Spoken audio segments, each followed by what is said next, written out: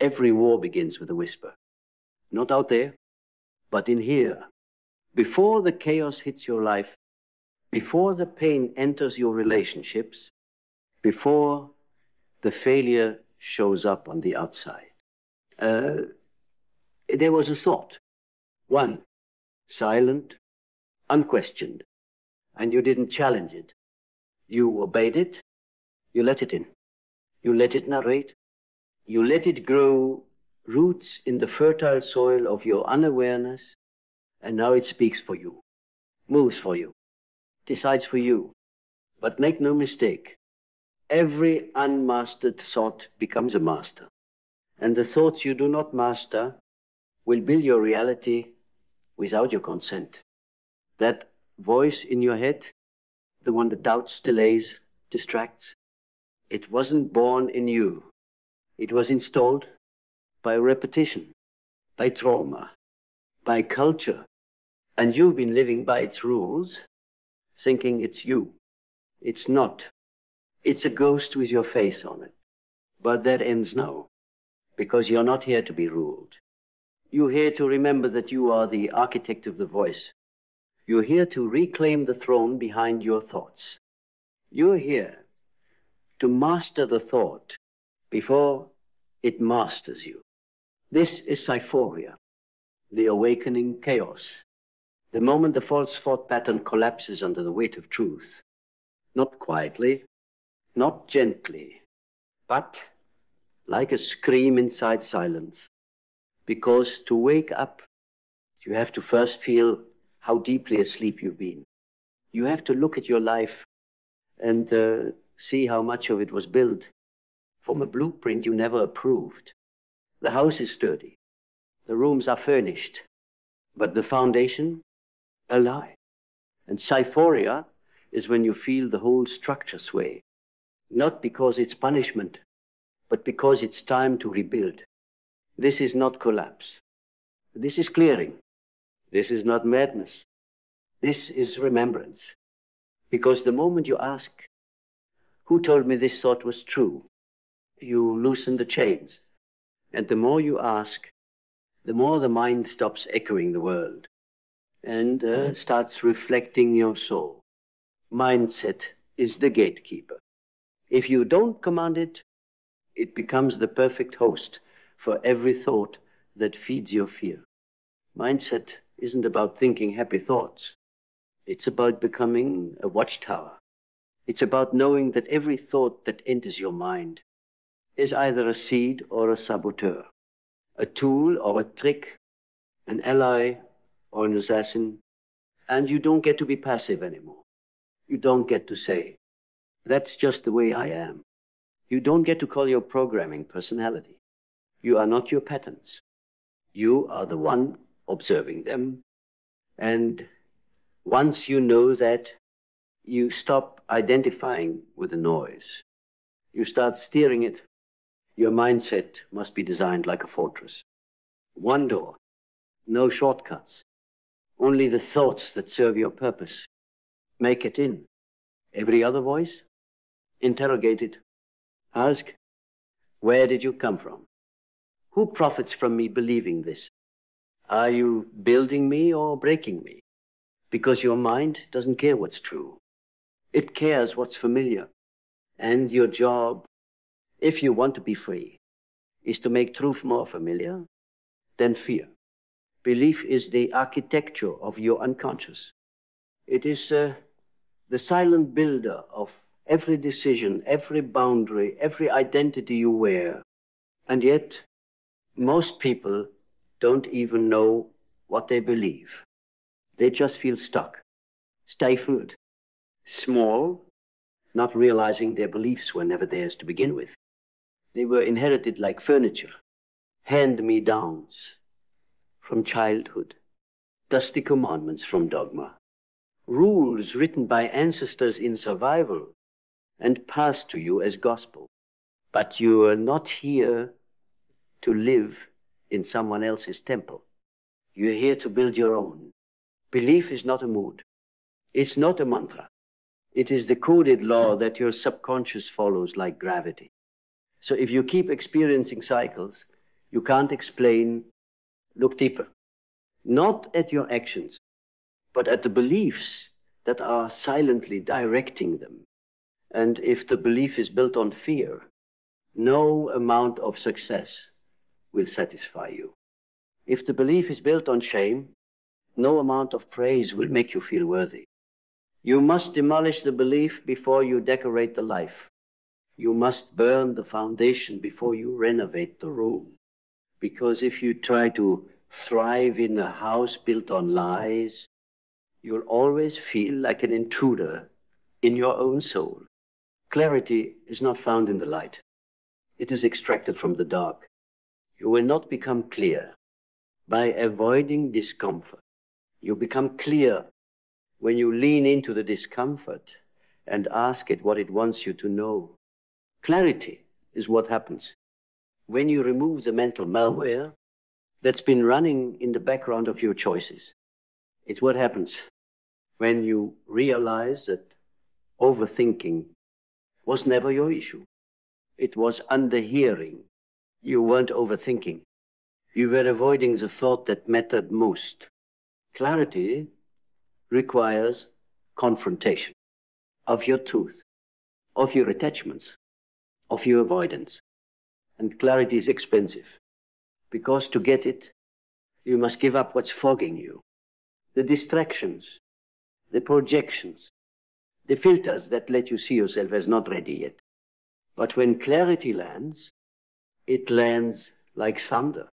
Suddenly, the excuses don't work anymore. The lies can't seduce you. The fear loses its language. Because now, you see, and a mind that sees clearly is a mind that no longer negotiates with sabotage. Vision is the container that gives your thoughts shape. Without vision, your thoughts are homeless. They roam, they react, they repeat history. But with vision, your thoughts begin to build. They become bricks. They become blueprints. They become steps towards something undeniable. You don't rise because of motivation. You rise because your vision makes standing still unbearable. You rise because your vision pulls you through doubt like gravity. And most people don't have a vision problem. They have a permission problem.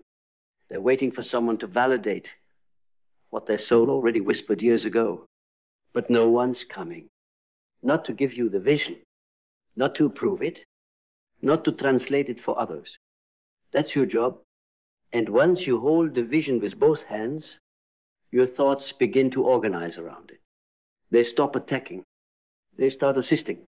Because now they have a commander. And a mind with vision is a mind that builds a world that did not exist before it dared to believe. Purpose is the gravitational field of thought. Without it, your mind floats, detached, distracted, directionless. You start mistaking noise for meaning.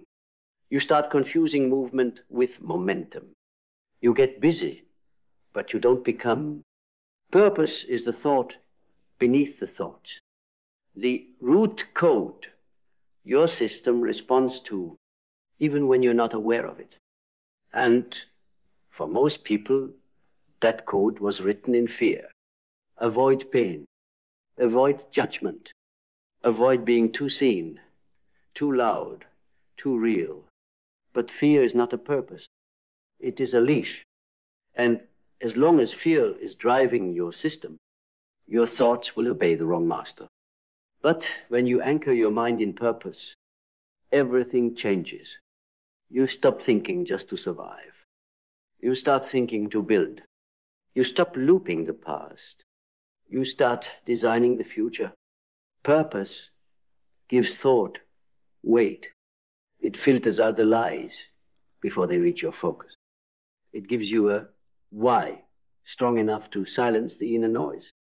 Not because it makes life easier, but because it makes life undeniably yours. Discipline is the daily vote you cast for who you want to be. You can't just think your way into transformation. You must train it every single day, not as punishment, but as remembrance.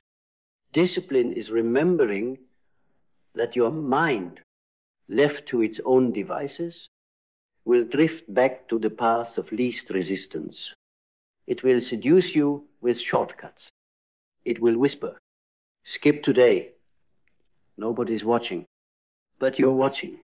And every skipped ritual, every unchallenged excuse is a message to your unconscious. My comfort is more important than my calling. That's why discipline matters. It's not about doing more. It's about showing up when it's hardest to believe in yourself. Because when you show up without motivation, you master the voice that once mastered you. You stop being ruled by thoughts and start ruling them through ritual. You become sovereign, not through success, but through consistency in the absence of applause. Action breaks the spell. The longer you think without moving, the more power your thoughts gain over you. The mind is a clever trap. It knows how to mimic progress. It will let you plan forever, as long as you never leap. But thought without movement becomes a cage. Eventually, even your best ideas rot. Action is your declaration. I am not waiting for the fear to leave. I am moving anyway.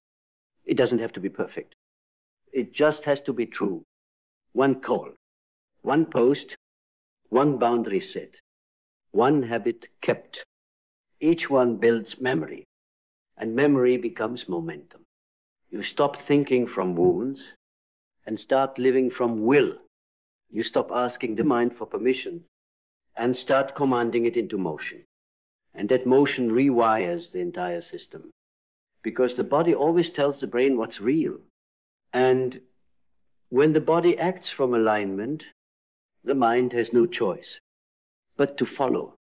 Gratitude is how you sterilize the thought before it poisons you. A mind in fear looks for what's missing. A mind in presence looks for what's already working. This isn't delusion. It's discipline. The discipline of focus. The courage to see light even when your pain wants darkness. You can't think clearly while your attention is wrapped around what's absent. You can't rise while your thoughts are orbiting a reality you resent. Gratitude breaks that loop. It says, there is still something sacred here, and I choose to honor it. Even if it's just breath, even if it's just another chance to rebuild, even if it's just the fact that you made it through yesterday. Gratitude shifts the thought from, why is this happening to me, to, what am I becoming because of this? And once that shift occurs, your mind stops mourning the past and starts magnifying the present. That's how you master thought. Not by silencing it, but by directing it back to power.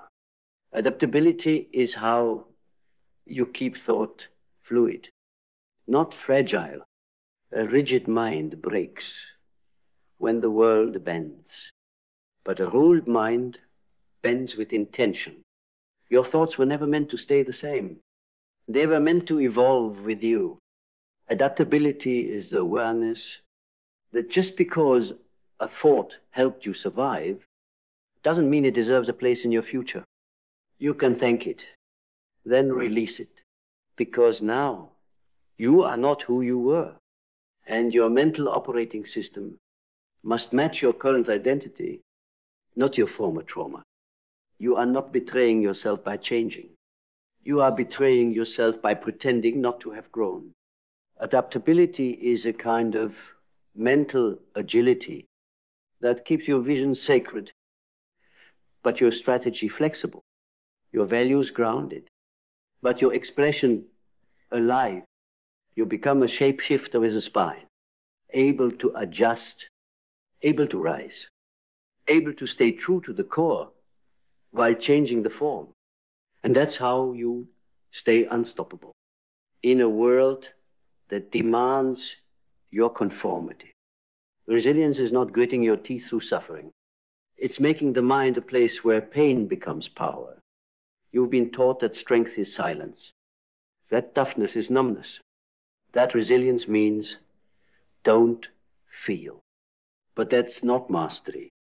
That's suppression. And suppressed thoughts don't disappear. They just turn into sabotage. Real resilience is feeling everything and still choosing truth, still choosing purpose, still choosing self.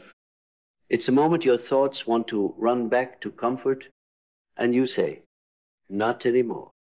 We're going forward this time. You speak to the mind like a parent to a panicked child.